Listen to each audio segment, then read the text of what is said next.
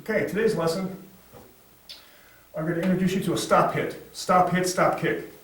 The stop hit and stop kick is the most effective defensive maneuver that we have in our weapon system. And the reason what makes it so effective, it works only at an intermediate range, fighting distance, where he's reverse punching me, works against the front kick. It works against any kick, as long as you catch them coming in, and that's what you're doing. The principle behind this is my body, using the reach of my shoulder and my hip, extended out, like Nahachi Shodan, okay, is longer than your opponent's reverse punch. So if you notice, from here I have to be this close. Take a notice there how close I am. Okay. Now, put my foot in the same place and extend my arm out, and I go past his head. And so that is the stop hit. So I'm here, or in this distance, as he starts to move in for that reverse punch to come in, what I do is I take a quarter step forward with my lead leg. My arm's already cocked, that's why we have our arms this way. And I step in and catch him in midstream into the face. He runs into my punch. Not only does he run into my punch, we have this opposing force coming together. And so it's a stop hit. And it worked to be, if I'm here and he goes to cock his leg, he'll get his leg up, and I again catch him on one leg coming in. This hands across your solar plexus to protect your solar plexus in case some weird kick comes around, like a roundhouse kick, which you haven't probably learned, I haven't taught you yet. But you come around, get your solar plexus. And so again, from here, it is simply here, using the reach of your body, and then back. And then we'll do it 10 times. Itch, knee, sun, sheep, goat. And we'll change sides. Body stance, we're here, itch, knee, sun, sheep, goat. Now, once you get comfortable with that, it's not hard. It's all in the timing. You have to, when you look at your opponent, the first thing you say to yourself is, the minute he flinches, he gets popped. If he fakes, that's fine, he gets popped. If he moves, he gets popped. Because if he's moving forward, he's going to run into the strike. If he thought he was going to stop hit you, if he thought you were going to stop hit him, he would move forward. So from here, you want to add the reverse punch and then the egress movement. The mistake that most fighters make who learn this technique is they hit here, and if he fades back or he misses, you're in tight here and it becomes a grapple, or you get popped, knee struck, head butted, whatever the case may be. So from here, it's 1, 2, and you egress, and then hit him on the flank. Remember, everything's defensive movement. Again, slow. I stop, hit him, hand pulls back, reverse punch him, egress away. Turn and counterattack. Counter kick, counterattack, take him down, whatever the case may be. Again, or should I say whatever option you choose. Again, from here, strike, egress. And as I told you before, you can egress the other side using the same leg if you so desire. So you come in from here, stop, hit, and come around to the rear, taking from behind. Now, the twin to this is a stop kick. And it's just a low side kick to the leg that's coming forward, or the leg has been picked up. Say he's coming in for a front kick, and he drags his foot. As opposed to coming up and in, he kind of drags it up like so. This is perfect for a stop kick.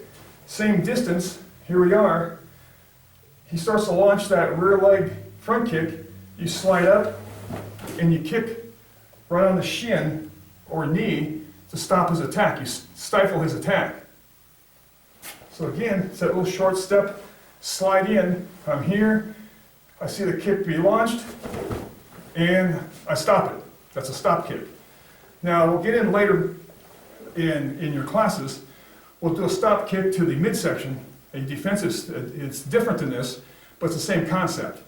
You fade back and then he runs into your side kick, but you have to be able to kick well, at least waist high. You should never kick higher than a waist. Okay, groin's better, waist is okay, never higher than the waist. You'll get grabbed, you'll get kicked in the groin, there are a number of bad things will happen to you.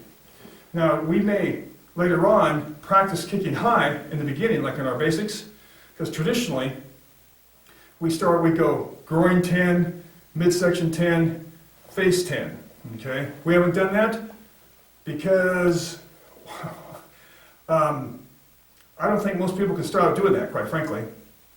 Because in Okinawa, you know, with Grandmaster Nakamura, Sensei Odo, Sensei Flores, it was a weeding out process. You couldn't do it, you just dropped away, because they didn't care how many students they had. They wanted good, dedicated students.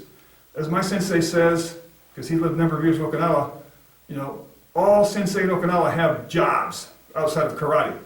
So if you're not dependent on it for a living, you can be discerning about who your students are, what you teach them, and you don't care if they leave or not. Because if they don't have the dedication to practice, then you don't want them as a student anyhow. So that's the martial philosophy in Okinawan karate. I'm kinder than that, quite frankly. I want to see you succeed. I've been a law enforcement trainer for 25, 30 years, professional law enforcement trainer. And so my philosophy always was, I wanted my law enforcement correction students to succeed. I wanted them to succeed in the street and survive violent encounters, and I wanted them to succeed in training. I didn't want to be the weeding process. That wasn't my job. My job was to make you better. My job as a martial arts instructor is to make you better. Whatever skill level you have or whatever natural ability you have, I'm here to make you better, not to weed you out per se. You'll weed yourself out. And so that's why we focus on the most effective. We can stretch, we can kick high, all that is fine and dandy once you're able to do that. But until you get to that point, we're going to kick groin, we're going to kick midsection. So again, kicking low, as he comes in to bring that leg up, you shuffle in and kick low and smother that kick. Take him on the knee, take him on the shin. It's that simple. Half step in, boom, that's all it is. When you get into Nahachi Kata, Nahachi Nidan, there is that, and then there's the elbow strike. That's what this is. That is a stop kick, low kick to the shin, to the leg. That's what you're doing. So again from here, slide across, kick, just a half step in, boom, that's all it is. It's very quick and jabby. Boom. And then of course, we counter. That stops them, this hurts them. Egress. There you go. Again, I'm fighting, kick comes in, kick, egress. One more time. We're fighting from here, kick comes in, kick, and then egress. Okay. I'll do it with the right side now. Okay, from here, again, and egress. Do it slow. From here, stop, hit, egress, and counter. Okay, one time fast. From here, boom. Thanks, Bob. Okay, lesson for today. You noticed we're evolving past just the fundamentals. We're getting into actual tactics, techniques, strategies, and more importantly, understanding. Train hard.